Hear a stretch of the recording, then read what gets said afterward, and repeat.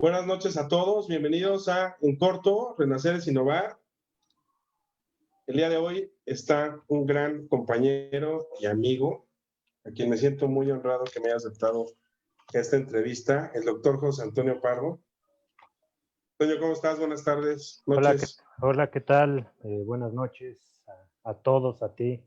Y pues gracias por la invitación. José Antonio Pardo nació en la Ciudad de México en 1977, en el bello año de 1977. Estudió el bachillerato en el Centro Universitario México, la carrera de filosofía en la UNAM bajo la tutela de Enrique Dussel. Se introdujo en el estudio de la filosofía analítica y de la filosofía de la ciencia de la mano de Adolfo García de la Sierra. En el 2012 se convierte a la Iglesia Católica Ortodoxa. Ha trabajado como profesor y consejero editorial en el ITAM y desde 2009 es profesor e investigador de tiempo completo en el Departamento de Filosofía de la Universidad Iberoamericana, en donde suele impartir los cursos de lógica, filosofía de la ciencia y filosofía del lenguaje. Actualmente encabeza un proyecto de investigación de tomismo analítico, en especial sobre la obra de Peter Gitsch y Elizabeth Anscombe, y otro más de la filosofía de la economía en la clave Wittgensteiniana. Pertenece al Sistema Nacional de Investigadores Nivel 1. Ha publicado diversos artículos especializados en filosofía y en varias revistas académicas. Y por último, and last but not least, como dice,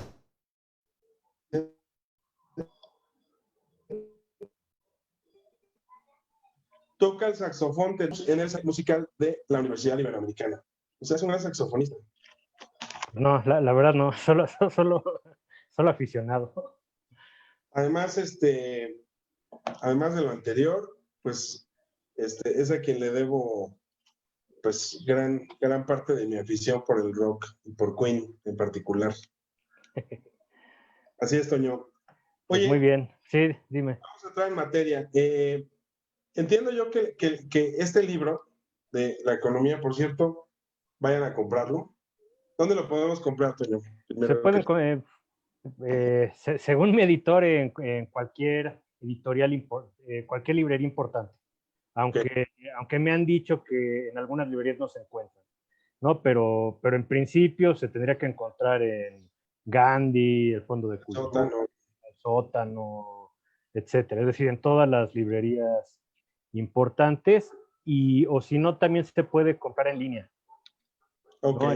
ahorita ponemos los datos para que la compren en línea, ¿no? Ahora entiendo yo que este libro en realidad parte de una tesis, de la tesis de Jean-Pierre Dupuy, la economía es la continuación de lo sagrado, de ahí viene el término, ¿no? Exactamente. Y haces una exposición sobre las teorías, entiendo yo que son varias teorías, ahorita nos vas a extender y a corregir, sobre René Girard, ¿no? Así es. Y a mí en realidad me gusta mucho cómo empieza y me gusta mucho cómo termina el libro, porque yo sí te veo que empiezas con la espada desenvainada, o sea, es decir, hay una crítica frontal al progresismo actual, hay una crítica frontal al ateísmo de Facebook, a la banalidad un poquito de Facebook, pero también existe una crítica frontal un poco a los economistas, en el sentido que la economía solamente se queda en un ámbito de la parte humana. Platícanos sobre el libro, ¿cuál es la historia detrás de este libro? Pues digamos, justo como comentaste, el punto de partida es esta tesis de Jean-Pierre Dupuy. La economía es la continuación de lo sagrado, ¿no? Que justamente es el título del libro. Ahora, es una frase deslumbrante, ¿no? Pero yo cuando la leí, lo primero que me motivó a pensar es, bueno, ¿cuál es el sentido de la frase? ¿No? Entonces eso me hizo plantearme, por una parte, la cuestión de cuál es la naturaleza del fenómeno religioso y, por otra parte, cuál es la naturaleza del fenómeno económico.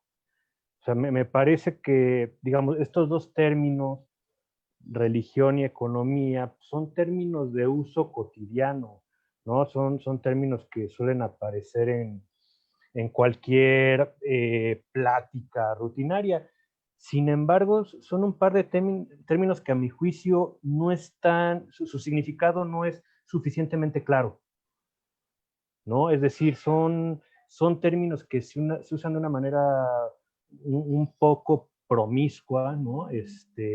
Pero al no tener un significado claro, justamente al tener un significado más bien ambiguo, pues se empiezan a generar un montón de distorsiones, un montón de humo que terminan por contribuir a que quien la usa y sobre todo el discurso donde se use, se ofrezca una imagen del mundo muy neblinosa, ¿no? Muy oscura, muy poco clara. Entonces, realmente mi propósito en el libro fue aclarar esto, es decir, aclarar qué es lo religioso y qué es lo económico, ¿no? Bajo el supuesto de que no es suficientemente claro qué cosa es una y qué cosa es otra, ¿no? Es decir, generalmente lo que incluso lo que evocaba yo mismo antes de llevar a cabo la investigación, son ciertas imágenes, ¿no? Pero que son imágenes muy equívocas, ¿no? Es decir, cuando pensamos en economía, pensamos en dinero. Así Cuando es. no, la economía es algo mucho más extenso que eso. Y cuando se piensa en lo religioso, se piensa ahora sí como en la tía rezando, cuando tampoco, es decir, los fenómenos religiosos son también de una naturaleza muy distinta y mucho más amplia que eso.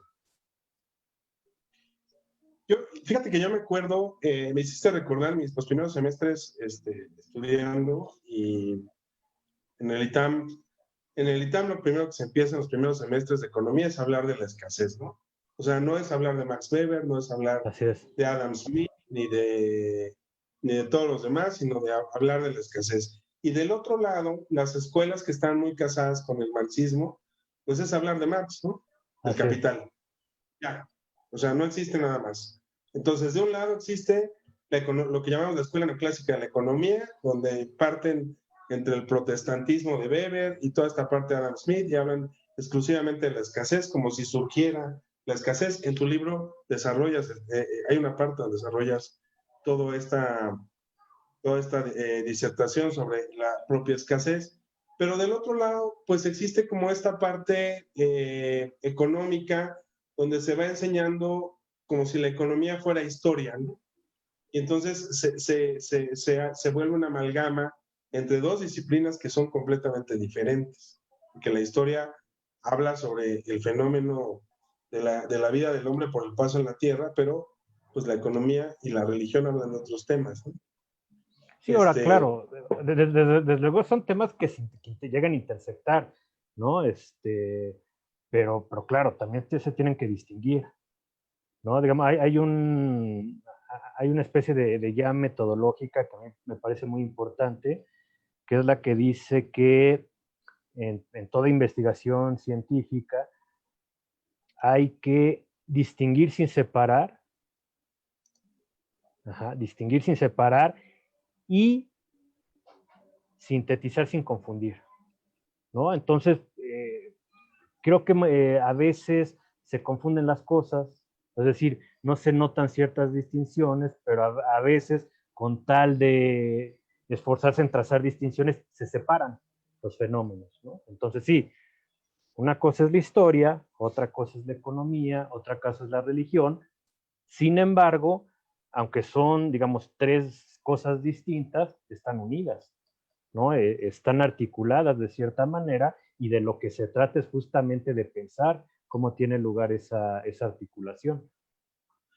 Otra parte que a mí me parece interesante es, bueno, entrando ya en materia, es sobre estos términos pues ambiguos de izquierda o derecha y sobre el nihilismo actual que existe en la sociedad, donde pues es como si no existiera la nada y todo el mundo opina en Facebook, lo cual ahí vienen varias críticas a esos opinólogos de Facebook, sobre todo los ateos, pero me parece que o sea, en el texto buscas alejarte de los conceptos tradicionales de izquierda y derecha y los pones en términos de lo que para René Girard sería la izquierda y la derecha, ¿no? Sí, mira, mi problema con la izquierda y la derecha es que no son categorías naturales, ¿no? Es decir, la distinción izquierda y derecha presupone, digamos, cierta ideología, pero esa ideología es justamente la ideología de quienes se reconocen como izquierda. Así. Es decir, desde el momento en que alguien interpreta la historia, interpreta las coordenadas políticas como izquierda y derecha, es que está de alguna manera Posicionado. aceptando la concepción del mundo de la izquierda. Por eso mismo, y eso es un fenómeno notable, por lo menos en México, o sea, yo cuando digo que no existe la derecha, no estoy diciendo que no haya ciertos grupos de personas o ciertos grupos de ideas que quienes se declaran de izquierda dicen, ah, esos son de derecha. El Claro, asunto es que la derecha no se reconoce como tal. no. Es decir, no hay nadie que diga, no, es que yo soy de derecha. Ujú. Ahora, y generalmente cuando dicen, no, es que yo no soy ni de derecha ni de izquierda, los de izquierda dicen, ah, por lo tanto eres de derecha. Y tienen razón, ahora, claro, porque justamente rechazar esta interpretación del mundo como izquierda y derecha es la esencia de la izquierda. Ajá. Entonces, justamente mi punto es, yo rechazo la dicotomía izquierda-derecha justamente porque yo no soy de izquierda, pero al rechazarla, no por eso me pongo del lado de la derecha, porque en realidad lo que llamamos derecha o lo que la izquierda llama derecha es un fenómeno muy heterogéneo. Sin embargo, Girard sí hace una distinción de izquierda y derecha, ¿no? René No, Girard. mira, lo que pasa es que, digamos, lo que podríamos decir es, digamos, como queriéndole otorgar algo a Sí. un interlocutor de izquierda, decirle, bueno, está bien. Es decir, tú si eres de izquierda, es decir, lo que quiero decir, sí existe la izquierda, en el sentido de que existe un grupo de personas que tienen ciertas ideas en común, no siempre bien articuladas lógicamente, pero bueno, a final de cuentas es un cúmulo de ideas que tienen en común que las identifica. Es decir, yo O sí sea, puedo, que pasa desde el marxismo hasta el feminismo, ¿no? Y pasa por el progresismo. Es como sí, una amalgama de intereses, bueno, de posturas, más que de es intereses. exacto, es una amalgama, ahora que no tiene por qué necesariamente tener coherencia lógica, ¿no? Digamos, porque no hay ninguna coherencia lógica entre el marxismo y el feminismo, por ejemplo, Ujú.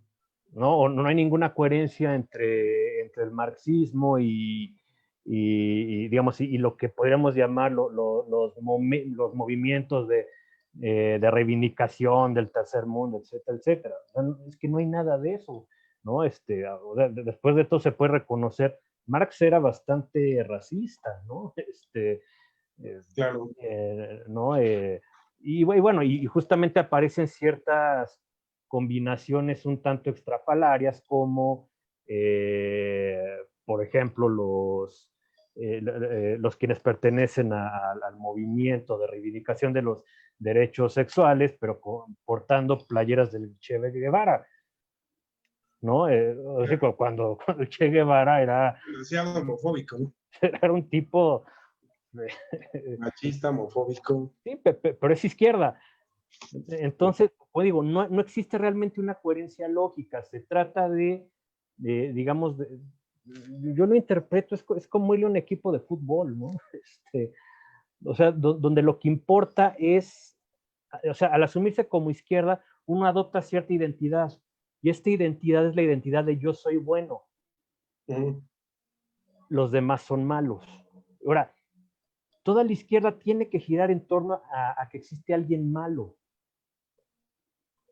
¿no? O sea, en la medida que dicen, no, es que no hay malo, digamos, hay procesos espontáneos, hay procesos anónimos en la sociedad, etcétera, etcétera, pues no, pues esto les cuesta mucho trabajo, ¿no? Entonces, frente a la idea de un proceso social espontáneo, se tiene que encontrar, eh, digamos, una figura maligna, ¿no?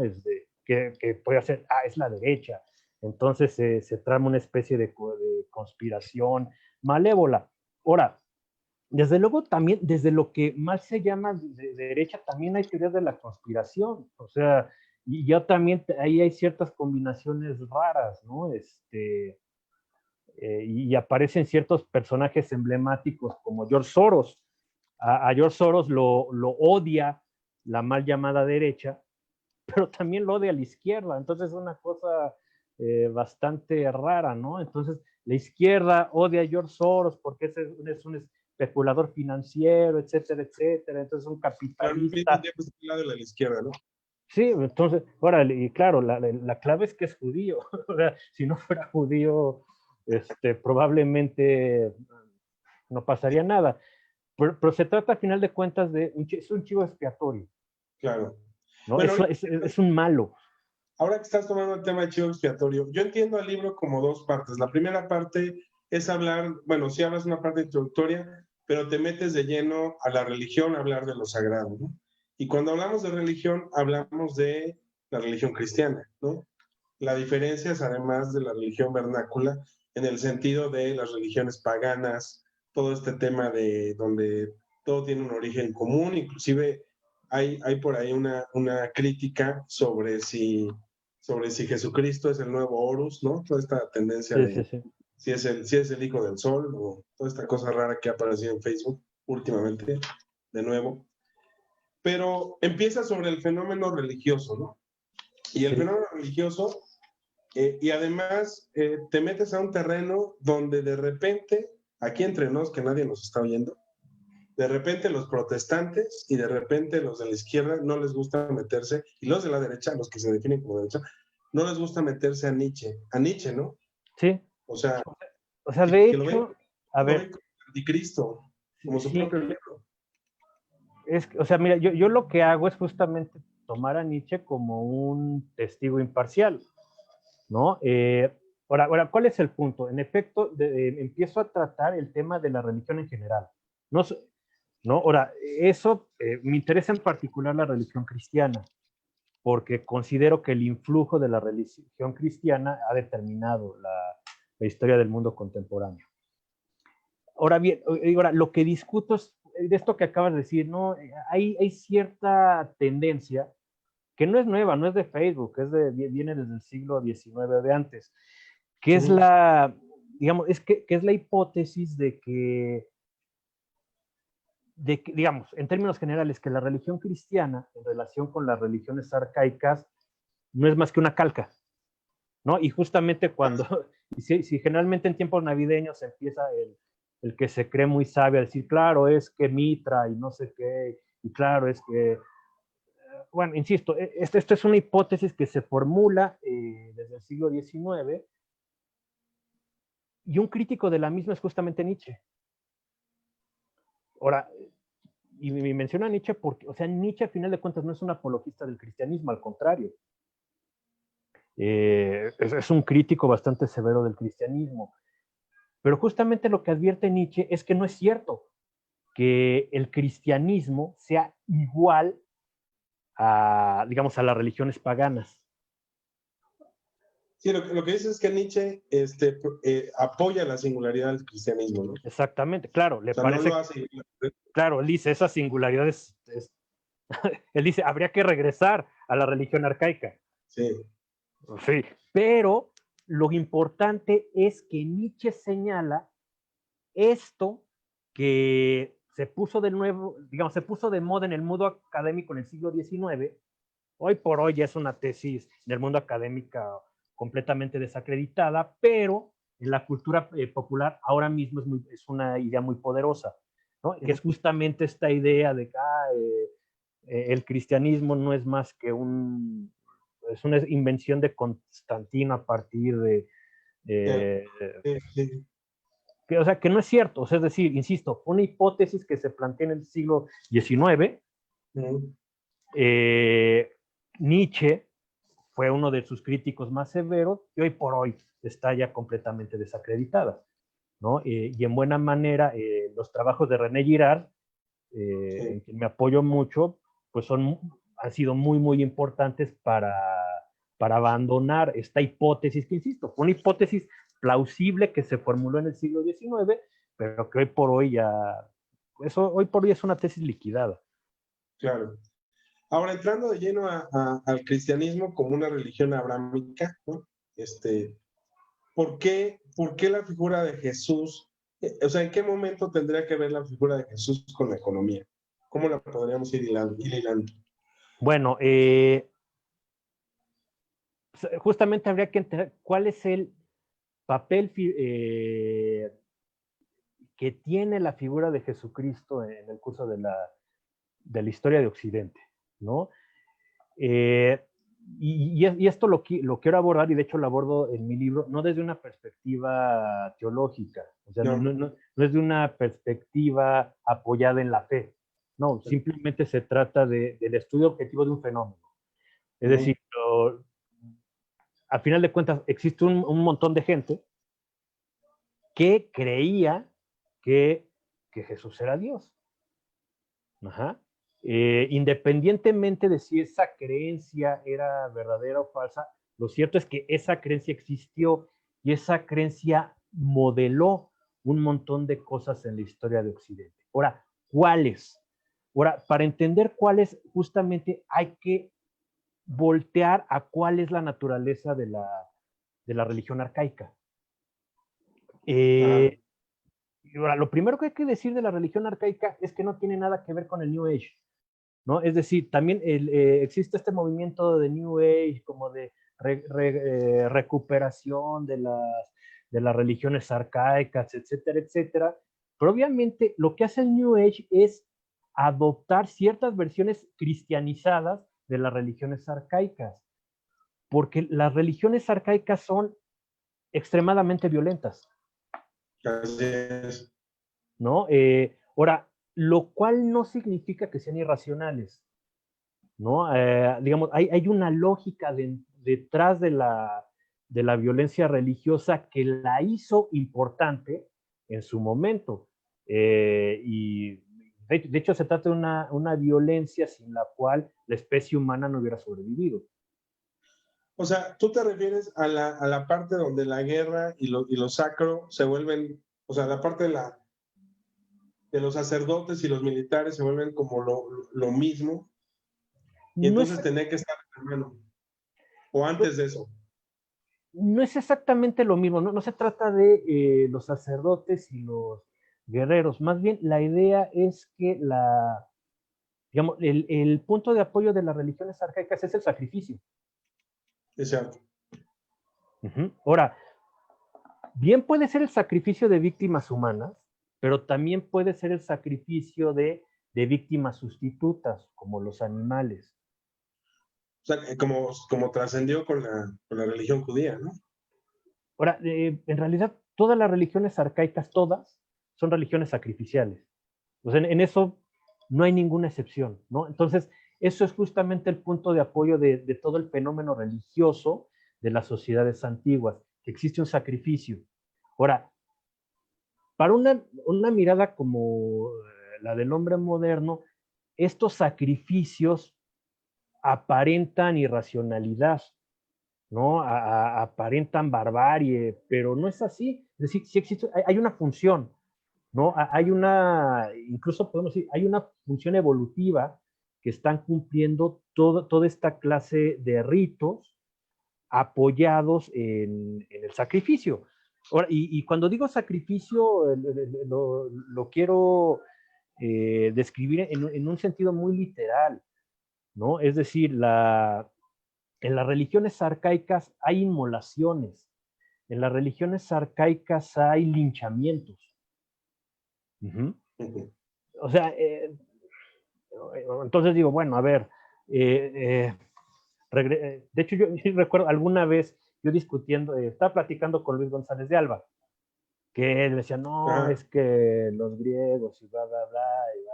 Y yo le dije, a ver, Luis, o sea, tú sabes, tú eres un hombre culto, tú sabes que la religión pagana griega se apoyaba en el linchamiento, en los sacrificios. O sea, estás diciendo, bueno, sí, tienes razón. Dijo, tienes razón. Nuestra idea de las religiones arcaicas es una visión light, que en buena medida ya está cristianizada, ¿no? Es decir, son religiones paganas sin sacrificio. Bueno, Pero es que eso es justamente el cristianismo lo que trajo en el curso de la historia universal es la conciencia de cómo operan los sacrificios, ajá, y cómo a partir de esa conciencia de cómo operan esos sacrificios, estos se vuelven ya inútiles. Es decir, entonces, digamos, a la pregunta de ¿qué es lo que aporta Jesús? Bueno, más que Jesús, ¿qué aportan los evangelios? Los Así es. evangelios están aportando la conciencia de cómo funciona la religión arcaica. Ahora, en la medida en que el ser humano cae en la cuenta de cómo funciona la religión arcaica, esta deja de funcionar, esta deja de servir. Ajá. En el mundo moderno sigue habiendo linchamientos, o sea, sigue habiendo cierto tipo de dinámica sacrificial, pero ya no es eficaz. Así Ajá. es. Entonces, digamos, ahora, esto, o sea, esta idea, esta tendencia al linchamiento o esta tendencia a buscar al chivo expiatorio está presente en las sociedades arcaicas y está obviamente presente en las sociedades modernas. Es decir, cualquiera de nosotros puede reconocer en un montón de eventos contemporáneos este dinamismo que apunta siempre a la elección de una víctima y el linchamiento, ¿no? Pero la diferencia fundamental es que en el mundo arcaico los linchamientos tenían un efecto pacificador bastante eficiente, cosa que no ocurre en el mundo moderno. En el mundo actual sigue habiendo sacrificios, sigue habiendo linchamientos, pero estos linchamientos ya no funcionan como funcionan en la antigüedad. Ahora, y la razón por la cual no funcionan es porque, gracias a los evangelios, sabemos cómo es el mecanismo del chivo expiatorio. Ahora, digamos, y eso es algo que sabe no solamente quien profesa las distintas religiones cristianas, lo sabe cualquier persona occidental. Cualquier persona occidental sabe que cuando un conjunto de gente se arremolina alrededor de una víctima, hay algo sospechoso aquí. Entonces, digamos, lo que se forma, o sea, entonces, esta institución del sacrificio ritual ya no logra realmente configurar una comunidad sólida y coherente como era en el mundo antiguo. Ahorita lo que genera son, digamos, como comunidades atomizadas, ¿no? O incluso podemos llamar, lo que genera son distintas tribus urbanas, pero ya digamos, ya esta función, digamos, la función civilizatoria de la religión arcaica quedó liquidada con el cristianismo. Pero eso nos conecta a un siguiente punto, porque estás hablando ya de la religión, ya no estás hablando del sacrificio, y luego viene la violencia, ¿no? Entendida como la relación que tenemos a través de la religión con la violencia. ¿Cómo es esta relación y cómo una parte donde aparece un redentor que es sacrificado y llevado como chivo expiatorio en función de la dinámica cristiana, donde ya no hace falta nuevos sacrificios porque él mismo es el sacrificio? Y entonces, ¿cómo llegamos al tema de la violencia? Bueno, es que más bien la violencia es el punto de partida, ¿no? Ahora, ¿por qué es el punto de partida? Hay muchas discusiones acerca de si la violencia es congénita al ser humano, si no lo es. En realidad, la pregunta planteada de esta manera es un poco confusa. Más bien lo que sucede es que el ser humano desea de una manera muy peculiar. Esta peculiaridad puede ser descrita en el sentido, digamos, muy general de que es que el ser humano individual no sabe querer, no sabe desear. Ajá. No sabe qué quiere. Ahora, y eso, No sabe, pues, evolutivamente así, o sea, el cerebro humano está, o sea, la complejidad del cerebro humano es tal que en algún sentido es muy ineficaz, ¿no? Es muy ineficiente el cerebro humano. Entonces, el cerebro humano tiene que empezarse a apoyar de un montón de instituciones culturales. Ahora, este apoyo está mediado por la imitación. Ahora, en ese punto sí podemos decir que el cerebro humano, si tiene una gran habilidad, es la habilidad imitativa. Es decir, hay un montón de cosas que el cerebro humano definitivamente no sabe qué hacer, ¿no? Eh, pero sin embargo, sí tiene una capacidad imitativa descollante. Uh-huh. Ahora, esto implica, o sea, cuando digo, es que el ser humano como individuo no sabe qué querer.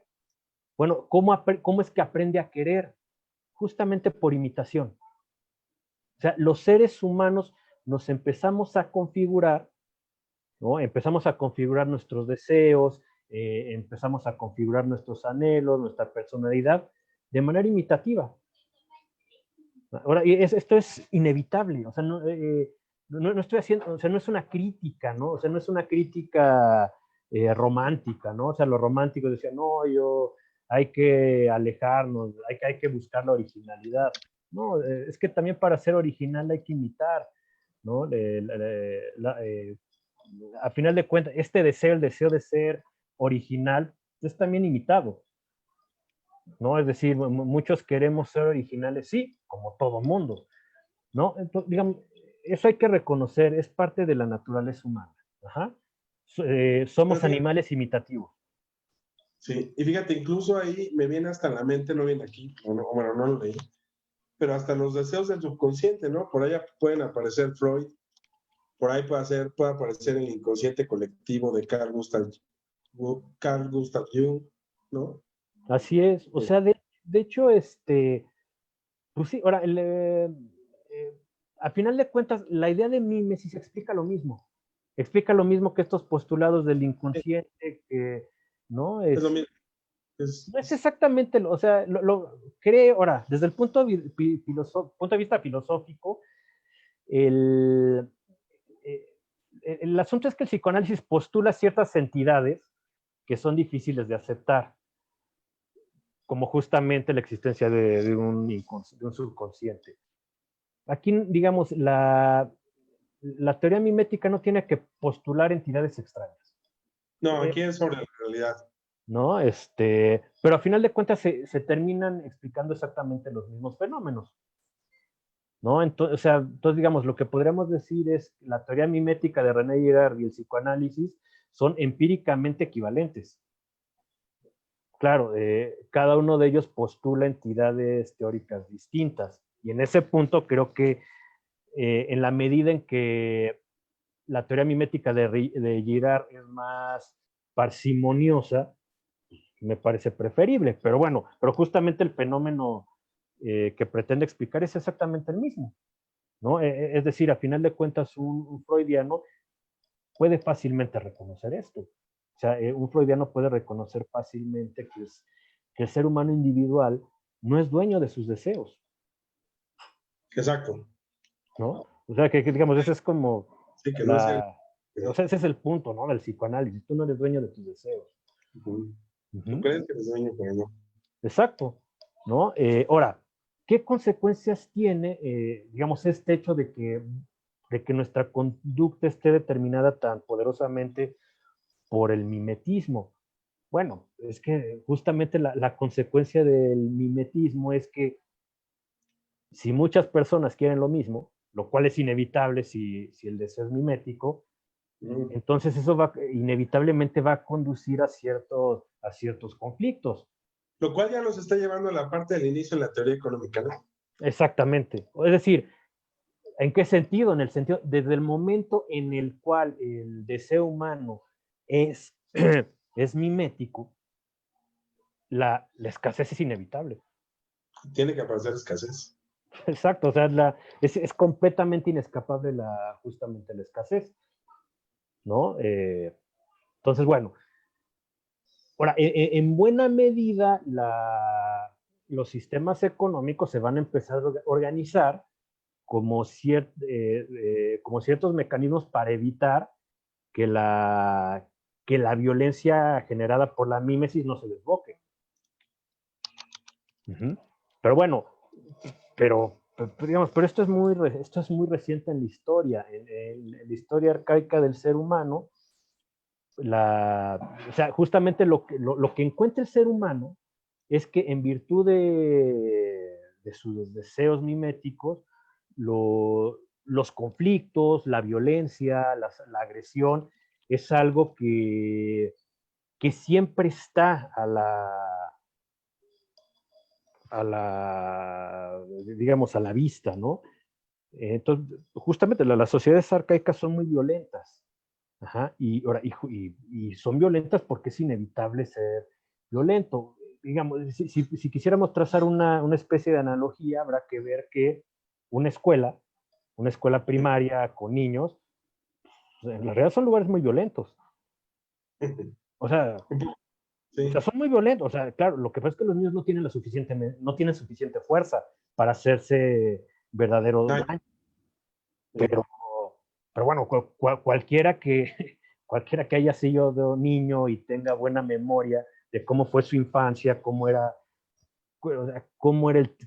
se relacionaban los niños entre sí, pues tiene que reconocer que, uno, la imitación ahí está clarísima, y la violencia. O sea, justamente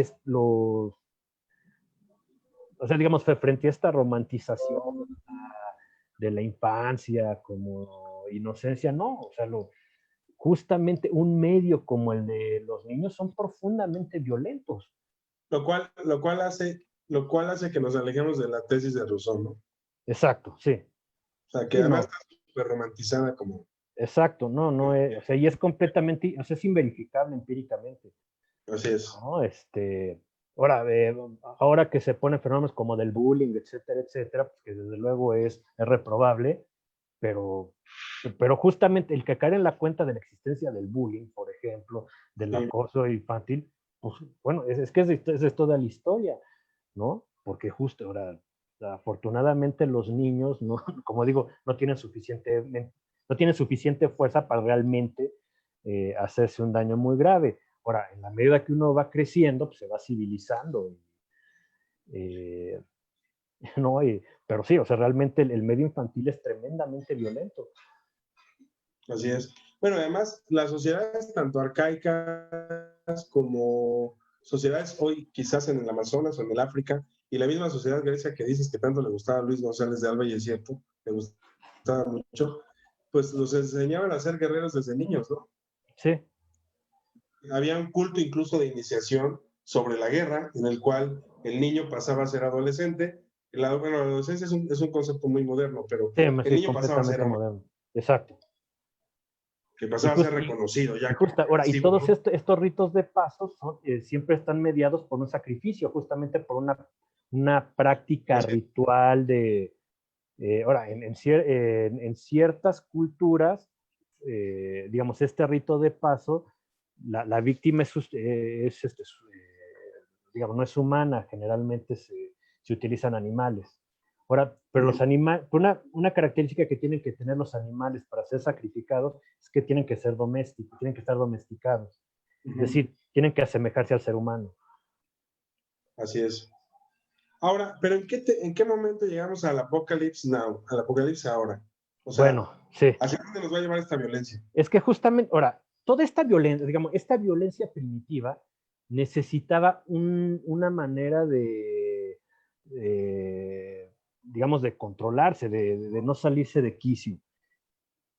Y la manera en que la humanidad encontró para eso, de una manera completamente impremeditada, fue justamente los sacrificios. Es decir, ya digamos, la institución sacrificial no es digamos, no es el caos de, de todos peleándose entre sí. Una orgía de sangre, ¿no? Es ya, No, pero ya está organizada, ya está estructurada, etcétera, y funciona muy bien. ajá. Ahora, ¿cómo es esto? O sea, digamos, el mecanismo es más o menos el siguiente. O sea, nosotros, digamos, podemos empezar a idear un modelo en el cual, en efecto, los sujetos de ese modelo son imitadores, ¿no? Entonces, imitan y entonces esta imitación termina dirigiéndose hacia un objeto escaso, por definición. En la medida en que no se tiene acceso a ese objeto, pues entonces empiezan los conflictos. Pero los conflictos también son susceptibles de ser replicados miméticamente. Ahora, y eso también es una experiencia que creo que podríamos reconocer cualquiera de nosotros. Cuando nos peleamos con alguien, por un objeto, o sea, la pelea se empieza a multiplicar, se empieza a hacer más grande, más grande, más grande, y llega un punto en que decimos, ya ni me acuerdo por qué nos estamos peleando. pero, pero lo que pasa es que, digamos, un gesto de agresividad por parte del otro resulta replicado miméticamente y se convierte en una cosa ya imparable. Bueno, cuando en las sociedades arcaicas ocurre esto, pues muchas sociedades arcaicas sucumbieron. Punto, sucumbieron. Es decir, era tal el caos que imperó que no tuvieron ninguna oportunidad de sobrevivir. Pero hubo unas cuantas en las cuales, insisto, de manera no premeditada, ocurrió de manera azarosa un fenómeno. Este fenómeno fue que esta agresividad se empezó a concentrar en un solo individuo. Entonces ya, que insisto, que también es algo que nosotros podemos reconocer, ¿no? Nos estamos peleando y de repente aparece un tercero y entonces los dos que estaban en discordia, entonces de repente resulta que están conformes en dirigir la agresividad de ese tercero. Bueno, cuando socialmente ocurre esto, entonces justamente empiezan a aparecer ciertas figuras de víctimas. Entonces, toda la agresividad se concentra en esos. Y claro, digamos, se genera este fenómeno del enemigo común, ¿no? Y por lo mismo también cierta solidaridad social.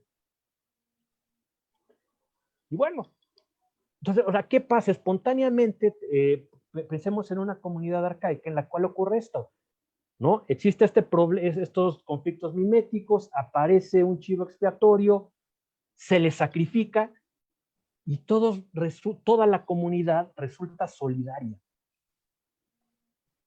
Entonces, pues justamente se reconoce, wow, aquí pasó algo mágico, ¿no? Estábamos en un conflicto, ¿no? Digamos, estábamos todos como perros y gatos, linchamos a un individuo y súbitamente todos estamos en paz. Dijeron, claro, entonces ese individuo debe tener algo mágico, algo sagrado.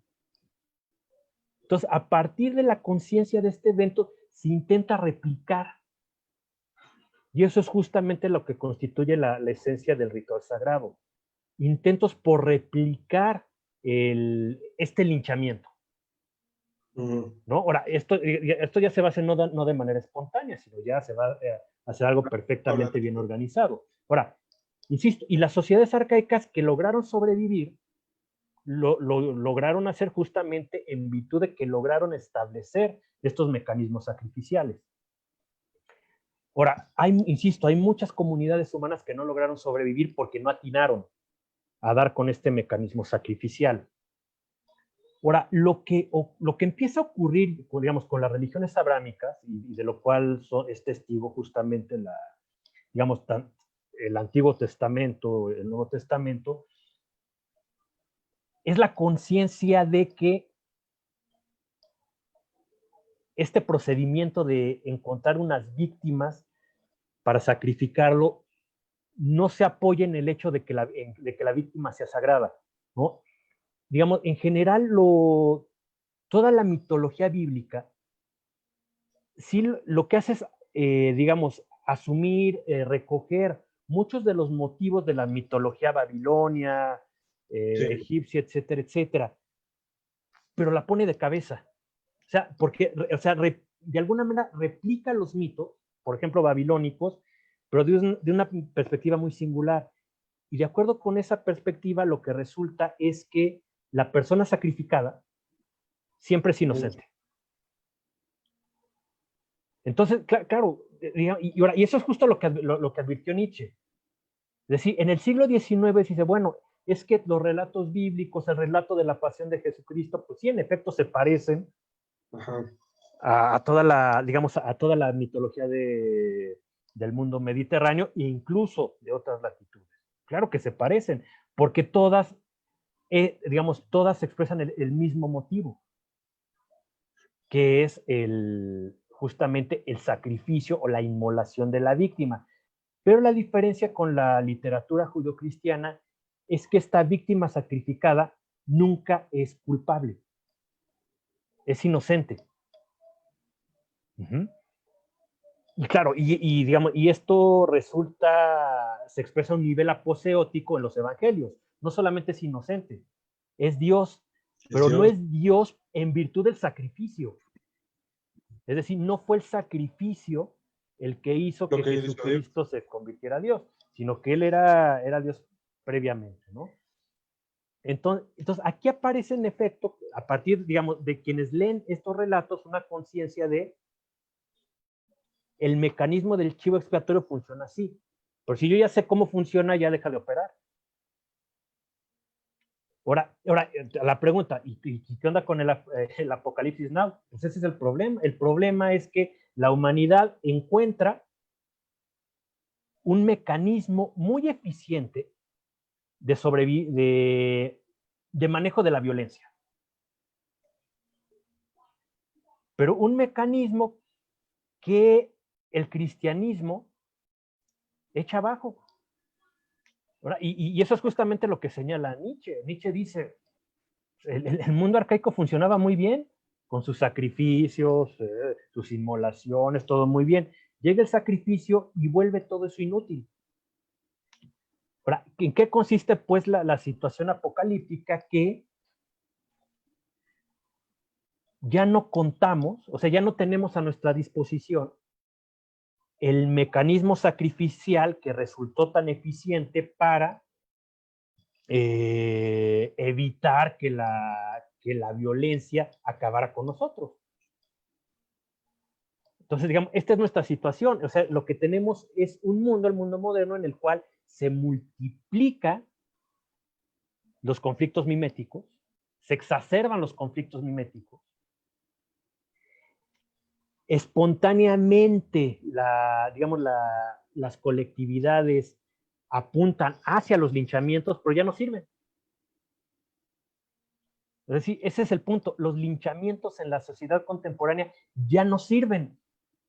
Pero si ya no, es decir, si ya no sirve la medicina, entonces estamos frente al desafío de qué hacemos entonces con nuestra propia violencia. Que ahora que regresas al siglo XIX, probablemente ahí es donde Nietzsche y Marx, me voy a regresar un poco más, pero se volvieron un poco profetas, ¿no? Porque ellos no estaban hablando de algo, sobre todo Marx, ¿no? Desde mi punto de vista, no estaba hablando de algo que todo el tiempo se pudiera poner en práctica, sino de un mundo que se estaba colapsando frente a sus ojos y de qué ponía a venir después, ¿no? Nietzsche desde otro punto de vista, por ahí Hegel, pero cómo se convirtieron ellos mismos en profetas, ¿no? Me parece que en este sentido, o sea, digamos, de ellos dos. Sin querer serlo. No, pero yo creo de Marx y Nietzsche, o sea, creo que el que resultó un profeta más clarividente fue justamente Nietzsche. De Nietzsche, sí. O sea, ¿por qué? Porque justamente Nietzsche advirtió el núcleo religioso, ¿no? del problema de la civilización moderna. Que Marx no logró advertir, o sea, y además, Marx tiene un montón la teoría marxista tiene un montón de defectos teóricos, ¿no? Pero fuera de eso, digamos, la clarividencia de Nietzsche, porque es clarividencia, no hay teoría, no hay teorías nietzscheanas, pero hay clarividencia, y justamente la gran clarividencia de Nietzsche fue reconocer que el problema de las sociedades contemporáneas consiste en el hecho de que la religión sacrificial ya no sirve. Y de eso se queja. No, también hay malas interpretaciones de Facebook, de Nietzsche. No, Nietzsche no es ateo. O sea, Sí, no. la frase Dios ha muerto no es, Dios ha muerto, no, era un exégesis. no significa Dios no existe. Lo que significa Dios ha muerto es ya se murieron las religiones sacrificiales. Esto es terrible. Y claro, y las mata el Sí, cristianismo. Pero es terrible. ¿Qué y hacemos? además dice, ahí están los sepulcros, volteen a verlos, ¿no? Exactamente. Ahí están las iglesias. Sí, entonces eso es realmente el desafío de la sociedad contemporánea. ¿Qué hacemos con nuestra violencia? Dado que los mecanismos arcaicos se ha demostrado que no funcionan. Ahora, otra cosa que yo defiendo en mi libro, estos mecanismos arcaicos, de la violencia arcaica ya inútiles, han, por así, se han querido resucitar. Esto por vía de ciertas instituciones como el Estado. O sea, justamente una de mis tesis es que el Estado, y sobre todo el Estado moderno, El ¿no? burocrático, el actual. Exacto, el que surge en el siglo XVI, en el siglo XV, siglo XVI. Nuestros actuales estados, naciones, etcétera, etcétera, con burócratas, etcétera, etcétera, es un esfuerzo, a mi juicio, desesperado, a mi juicio, inútil, por resucitar las virtudes de los regímenes sacrificiales. Y claro, el Estado también tiene su mitología sacrificial, también tiene su narrativa religiosa, también tiene sus mártires, también tiene sus víctimas, etcétera, etcétera. El problema es que no, o sea, mi punto en relación con el Estado es, así como ya no funciona la religión arcaica, tampoco funciona el Estado, porque de hecho el Estado es un rescoldo de la religión arcaica. ¿No? Pero yo hay un punto. Sí. Supongamos que hoy. Sí, ahora sigue. O sea, mi punto, continúa. porque bueno, a ver, o sea, mi postura sí es muy anarquista, ¿no? En el sentido, desconfío completamente del Estado. Digo, o sea, no porque no me parezca que las intenciones del Estado o de las intenciones de quienes defienden el Estado sean loables, porque al final de cuentas la intención, el propósito del Estado tiene que ser ¿cómo le hacemos para que la violencia de la sociedad moderna no nos termine destruyendo?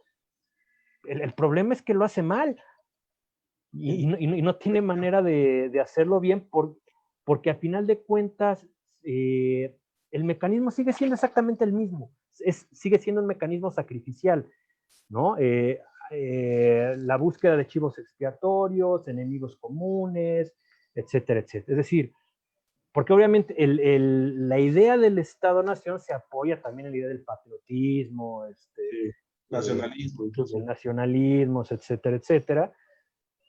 O sea que más allá de que sean sentimientos nobles o lo que sea, el problema es que son inútiles, no sirven, ¿no? O sea, no logran realmente realizar lo que tendría que ser su pretensión, que es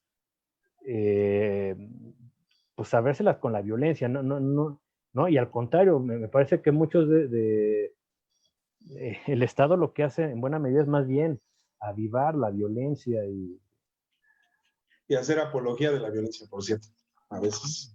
Sí, ¿no?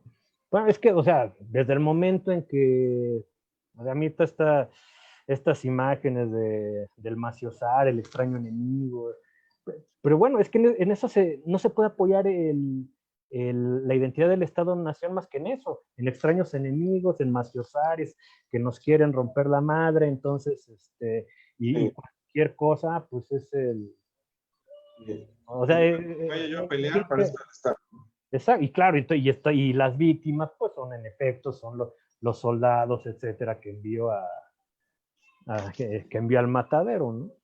Pero o sea, sí se nota desde mi punto de vista, sí se nota el anarquismo en tu libro, no lo pones así tal cual.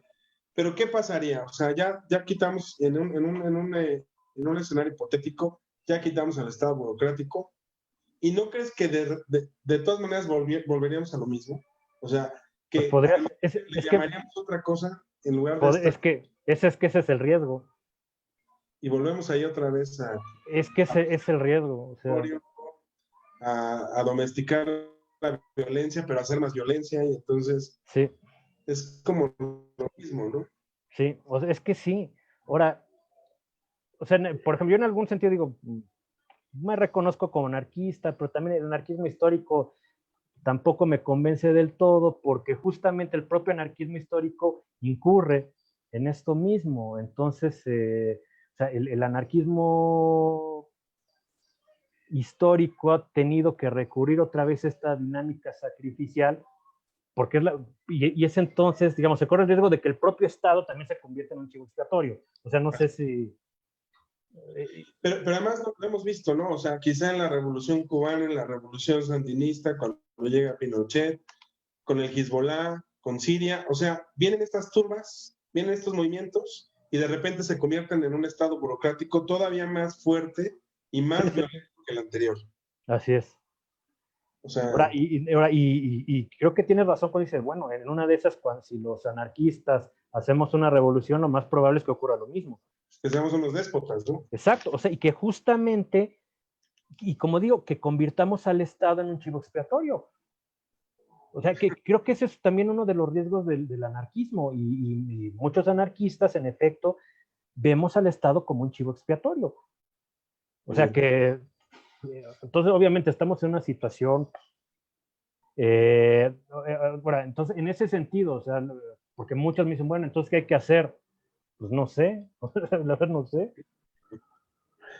Pero ahorita que dices eso, ¿qué hacer? Entonces, del otro lado empiezas a trabajar sobre el mercado. Hay una crítica a los economistas aquí varias veces. En general, o sea, Y hay una crítica, pero no a ellos como profesionistas, sino me refiero al enfoque económico, ¿no? Porque así lo entiendo yo, ¿no? sí, o sea, ahora mi crítica a los economistas en realidad, o sea, es una crítica que va muy en la línea de Hayek. A mi juicio, el problema de la economía es, justamente en términos de Hayek, es la fatal arrogancia de los economistas, ¿no? Digamos, es esta, es la pretensión de, de que por tener una teoría que a mí me, o sea, a ver, a mí me parece, digamos, los fundamentos de la economía neoclásica a mí me parecen completamente convincentes. O sea, No, yo no tengo, ahora, el problema, o sea, claro, son convincentes, pero al mismo tiempo, empíricamente son muy pobres. O sea, es decir, lo que puedo decir, sí.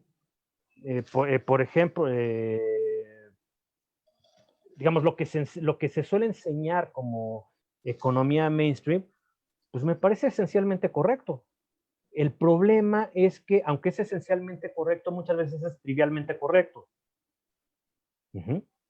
Y esa trivialidad se manifiesta en el hecho de que, se manifiesta en algo que, además, bueno, los economistas lo saben, y cuando uno toma un curso de economía siempre te dicen, a ver, pues digamos, casi podemos decir, la primera lección de la economía es que un buen economista tiene que renunciar a sus pretensiones de ser un Walter Mercado. Ajá. Es decir, si entendemos realmente, o sea, si realmente logro entender, ¿no? La economía, la conclusión natural es, el ser humano no tiene la capacidad suficiente para hacer predicciones económicas exitosas, ¿no? Hay un libro bonito de un economista, David McCloskey, que se llama algo así como, si usted es tan listo, ¿por qué no es millonario? Que claro, que decir, a ver, economistas, si ustedes saben tanto, ¿por qué no son millonarios? sí. ¿No? Es decir, esa es mi crítica a la economía, que es a la ciencia económica, que insisto, es esta pretensión de querer saber cómo están las cosas. Y justamente la respuesta a Dominem sería, bueno, si los economistas supieran también cómo operan la economía, pues ¿por qué no son millonarios? O sea, ¿por qué no suelen prosperar cuando ponen algún negocio, etcétera, etcétera? Exacto. Ahora, si ponerme del lado de la economía, pues tú sabes que ha avanzado mucho hacia los modelos econométricos donde hacen escolástica y sí hay modelos matemáticos. y sí hay forma de hacer ciertas predicciones matemáticas que puedan funcionar. La misma teoría de juegos es una ciencia que está poniendo en tela de juicio los fundamentos de la ciencia política y de la ciencia económica, hoy día, ¿no? Así es. Y al final del día llegamos al punto donde la misma teoría neoclásica de la economía como hoy la entendemos, y al mismo tiempo el Estado, en función de lo que tú estás diciendo, la crítica que le está haciendo al Estado, pues no son suficientes, o sea, al punto al que quiero llegar es, no son suficientes ni para explicarnos la realidad que tenemos, ni para resolver los problemas que tenemos. Así es. Eso es, o sea, no sé si estén o no a la altura del reto actual, moderno, desde hace 100 años, de hace 10, de este año en particular, no lo sé, pero quiere decir que pues no son suficientes, ¿no? ¿Hacia dónde deberíamos ir entonces? Es que ese punto es donde no sé. O sea, ahora quizá puedes decir, por ejemplo, tú dices, es que no han estado a la altura, es que a lo mejor no tendrían por qué estar a la altura. O sea, que quizá justamente lo que tendrían que hacer es un baño de humildad. O sea, yo estoy de acuerdo contigo, ¿no? Dices, al final de cuentas, lo que llamamos economía neoclásica es un paradigma. O sea, no es una teoría, es un paradigma, ¿no? Y que obviamente avanzar. Ese paradigma que Ahora, y que, insisto, que a mí me parece que es un paradigma adecuado. O sea, en ese sentido, o sea, yo no me atrevería o sea, como hacen muchos críticos, a decir que habría que, no sé, que volver a Marx o... No, en absoluto. A mí me parece que en términos generales, insisto, los modelos asociados a este paradigma en general me parecen correctos. El problema es que no sirven. Es decir, sirven para entender el mundo, pero no sirven para decirnos qué hacer con el mundo, quizá, ¿no? O sea, más bien, no sirve para modelar el mundo a nuestro antojo. Ahora, pero quizá esa es justamente, me parece que esa es de hecho una de las conclusiones de la teoría económica. Sí. Decir, justamente, o sea, es como decir, para que realmente un economista pudiera moldear el mundo a su antojo, tendrían que darse una serie de condiciones que son imposibles. Ceteris paribus, ¿no? O sea, suponiendo que X número de variables fueran constantes y estuvieran congeladas como la Matrix, suponiendo. Sí, entonces en ese caso podría, pero justamente como son condiciones, o sea, son condiciones imposibles, bueno, entonces justamente, claro. Bueno, digamos, como mi punto es justamente, insisto, me parece que el paradigma de la economía neoclásica es correcto, pero justamente su conclusión más importante es esta: no podemos modelar la realidad a nuestro antojo, y en ese sentido un economista no tiene mayores herramientas que un Lego para moldear una sociedad. Ahora, ¿quién la tiene? Nadie. Pero quizá tendríamos que empezar a renunciar a esta idea de que tiene que haber alguien que modele la sociedad a su antojo. Porque digo, por eso me dice, bueno, es que mira, cuando me preguntas, bueno, a mí, ¿y tú qué propones? Yo no propongo nada porque yo no soy nadie, pero nadie es nadie. Entonces, exacto. O sea, como que me diría, pues sí, hay que bajarle a los humos y tan. Pero a mí sí me gusta lo que propones porque sí propones algo. O sea, dice, en la penúltima página, la libertad funciona, los mercados libres funcionan, pero solo en la medida en que dicha libertad abre la posibilidad de que se desarrollen ciertas virtudes, ¿no? Sí, bueno, o sea, es que en efecto. Uno es personal y responsable personal y además responsable de la libertad, ¿no? Ahora, pero el punto es, me parece, digamos, si me preguntan, me parece que esa es la solución.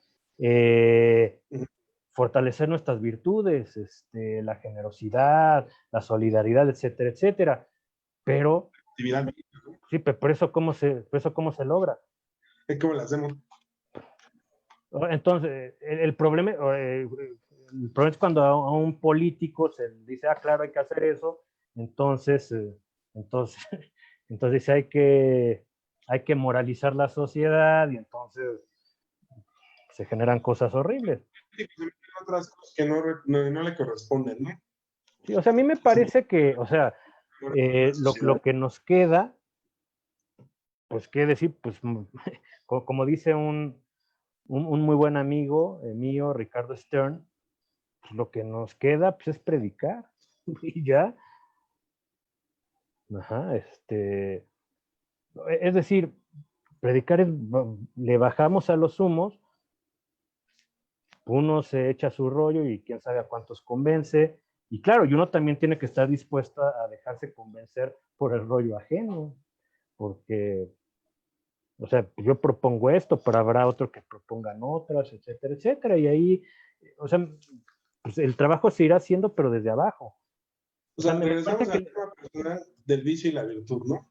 sí, o sea, eso es básico, Que pero se el punto, supera. sí, pero el punto es, o sea, casi diría, digamos, que esa sí sería como una recomendación. Hay que desconfiar de la política. O sea, punto. Desconfiar de la política, concentrarse en nuestros pequeños asuntos, o digamos, olvidarse de salvar el mundo y más bien concentrarse en salvar al prójimo, salvar a quien tienes a un lado. Bueno, y más en estos tiempos, ¿no? Donde parece que nuestro marco de acción personal se vio confinado y reducido en una caja. Parece. O a lo mejor no, pero como siempre, siempre va a ser muy limitado, siempre va a ser muy reducido. El, claro, cuando uno empieza a meter su cabeza con ideas políticas, entonces se empieza a infatuar y pensar que los políticos pueden hacer más de lo que pueden y no. O sea, la política no puede hacer nada. ¿Para qué? O sea, no hay que poner esperanzas en la política, ¿no? Nuestras esperanzas tienen que estar con nuestra gente cercana, con nuestros conocidos, y ya, ¿no? Eh,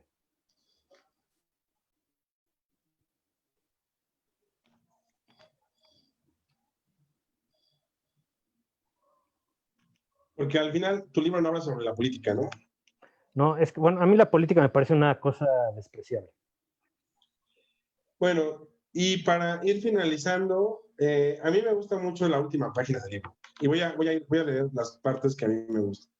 La disyuntiva real no es entre Estado y mercado, pues Aquel, en virtud de su imponente naturaleza sacrificial, tiende a sucumbir en un mundo secularizado, lo cual es una crítica al mundo secular, entiendo yo. Hay que pugnar, me voy a saltar el último párrafo, porque el Estado no se robe nuestra alma por dejar de depositar en él nuestras esperanzas en el sentido político y en cambio poner estas en las manos de nuestros semejantes, en las personas de carne y hueso con quien convivimos, jugamos, discutimos, amamos, comerciamos a diario. Más mercado y menos Estado, por lo cual desde luego que no significa más privilegios a los empresarios o a los altos ejecutivos, sino más libertad, pero también más virtud, más generosidad modesta, la búsqueda honesta de la verdad por encima de la opinión propia y de la opinión de la turba, la predicación respetuosa, que hablabas hace un rato, el desprecio de la política, que también lo hablabas, y sobre todo el amor al prójimo, ¿no? Sí, al prójimo, no el pseudoamor megalómano a la sociedad, al mundo, o sea, no esta visión así como romántica, como amo la plastilina, ¿no? Sino al que está Pues al lado de ti. hay algo que de hecho lo expresa Dostoyevsky en Los Hermanos Karamazov, y dice, es que las personas que aman al mundo odian al prójimo. Es cierto. Entonces digo, no, más bien el mundo que no sea indiferente, de lo que se trata es justamente amar al prójimo, no al mundo. No, es decir, no se trata de transformar al mundo, se trata de mejorar la Así, vida. Se trata de mejorar la vida del prójimo, no de mejorar al mundo, que quién sabe qué sea eso. así como, No, pues es que se convierte en un pretexto pues al para... final ese es un mensaje que sea para... ¿no? Pues sí, entonces yo, digamos, yo haría esa reflexión dostoyevskiana, ¿no? De lo que se trata, de no, los hermanos Karamazov. exacto. Ahí aparece justamente en uno de los discursos de Iván Karamazov. ¿Con qué te gustaría terminar, Toño? No, pues solamente agradecerte, ¿no? No, al contrario, el agradecido soy yo. Vayan a comprar el libro. Aquí está otra vez la portada. Les voy a volver a poner. La economía es la continuación de lo sagrado. Está en librerías. Aquí en la Ciudad de México lo compré en una librería. Y voy a irme con un poema de Octavio Paz, porque por ahí citas a Octavio Paz en algún momento, y dice así: ni el cielo ni la tierra. Atrás el cierro, atrás la luz y su navaja, atrás los muros de salitre, atrás las calles que dan siempre a otras calles. Atrás mi piel de vidrios erizados, atrás mis uñas y mis dientes caídos en el pozo del espejo. Atrás la puerta que se cierra, el cuerpo que se abre. Atrás, amor encarnizado, pureza que destruye. Garras de seda, labios de ceniza. Atrás, tierra o cielo. Sentados a las mesas donde beben la sangre de los pobres, la mesa del dinero, la mesa de la gloria y la de la justicia, la mesa del poder y la mesa de Dios, la sagrada familia en su pesebre, la fuente de la vida, el espejo quebrado en que Narciso a sí mismo se bebe y no se sacia, y el hígado, alimento de profetas y buitres. Atrás, tierra o cielo. Las sábanas conyugales cubren cuerpos entrelazados, piedras entre cenizas, cuando la luz los toca, cada uno en su cárcel de palabras y otros atareados construyendo la torre de Babel en comandita, y el cielo que bosteza y el infierno mordiéndose la cola, y la resurrección y el día de la vida perdurable, el día sin crepúsculo, el paraíso visceral del feto, creía en todo esto. Hoy duermo a la orilla del llanto, también el llanto sirve de almohada. Así es cierto, de paz. Toño, muchas gracias. No, gracias Me a gustaría ti, Alex. invitarte para que nos hables de música la próxima vez. No, pues claro, cuando quieras. Pues estuvo con nosotros José Antonio Pardo. Compren su libro, búsquenlo. La economía es la continuación de lo sagrado, de la editorial Palabras Libros, ¿no? Es la editorial. Palabras pa' libros. Palabras pa' libros. Ok, esa es la editorial. Muchas gracias, Toño. Buenas noches. No, Nos gracias, vemos muchas hasta el gracias a próximo ti. corto. Buenas noches.